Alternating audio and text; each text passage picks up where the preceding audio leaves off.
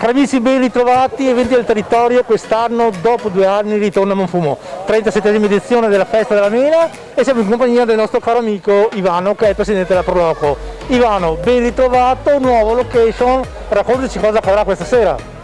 Grazie a tutti. Intanto voglio prima di tutto ringraziare tutti i volontari, gli amici alpini di Monfumo e tutti quelli che ci hanno dato una mano per allestire questa piccola sagra. La facciamo in un posto diverso, non l'abbiamo fatta giù dove lo si fa di solito, perché con le scuole e poi con quello che si sa, e comunque partiamo questa sera, il 1° ottobre, con la mitica frittura di pesce che ha avuto tanto successo 2 anni fa all'ultima edizione. Proseguiamo domani sera con la costata alla brace, anche questa qui speriamo è una new entry per noi, ma speriamo che abbiamo un buon riscontro. Domenica mattina avremo una passeggiata,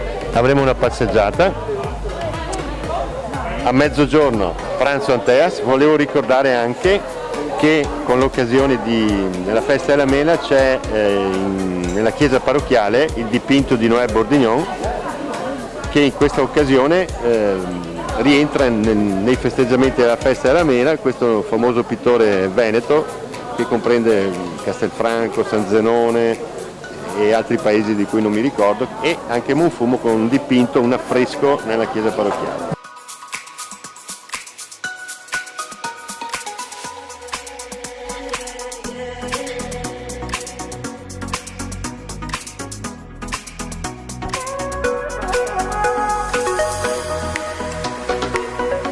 Mi dicevi domenica anche mercatini? Domenica mercatini, mostra della mela, vendita di piante, c'è una mostra di dipinti che parte comunque tutto all'esterno, non è più all'interno, quindi è visitabile anche. Quindi Monfumo si veste a festa per ricevere gli ospiti.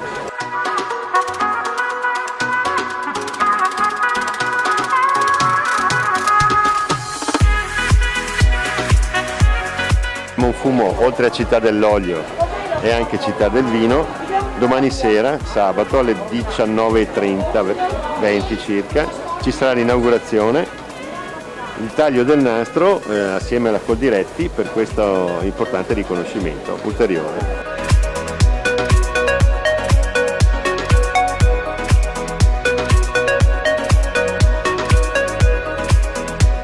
Ivano, noi ti ringraziamo, invitiamo gli telespettatori a venire a festeggiare la 37esima Festa della Mela.